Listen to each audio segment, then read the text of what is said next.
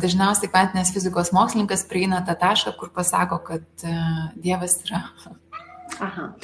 O tas taškas šiaip yra labai paprastai aptinkamas, kad ten, kur jau nebegaliu paaiškinti, kaip tai nutiko, atiduodama garbė Dievui. Tai reiškia, kad vis tiek visata vienokiu ar kitokiu būdu įvykdė tam tikrą sutvėrimą, kas tai bebūtų, ar ne, bakteriniam lygmenį, čia tikrai nekalbam apie sutvėrimą kaip labai žmogišką, gyvūnišką ir panašiai. Bet ten, kur viskas, visi rakursai, visi požiūrio kampai susilieja į atsakymo nebuvimą, ten ateina Dievas.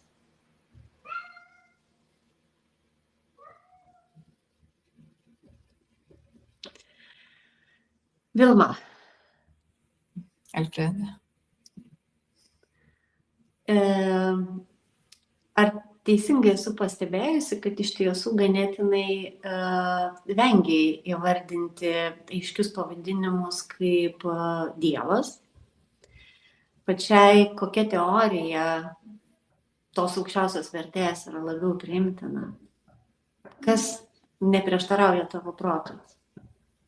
Man Dievas gal pats žodinimas yra siaurokas, man patinka kūrinyje ir sąmonė kaip savoka, kuri, aš suprantu, yra kintantis toksai būvis, priklausantis nuo mūsų visų, o mes visi tai, kaip ir vėlgi, kas tie mes visi.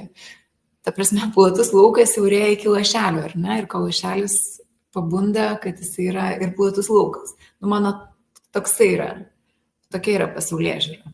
Gana keista, kad tu tiesiog Dievą matai pakankamai siaurai. Tai reiškia, kad supranti jį pakankamai siaurai. Arba nesupranti visai, nes tai yra toks pat plotis kaip visata, juk tai yra tik tai žodžių kintamumas.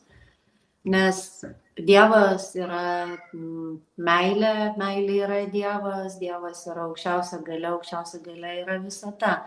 Ir aš manau, kad patys žodžiai žaidžia tiek, kiek kiekvienam žaismas yra priimtinas. Tai vienas iš tiesų Dievas net nėra religija ir su jokia religija neturi nieko bendro. Tai tiesiog tas aukščiausio matmens, sakykime, įžodinimas ir daugiau nieko.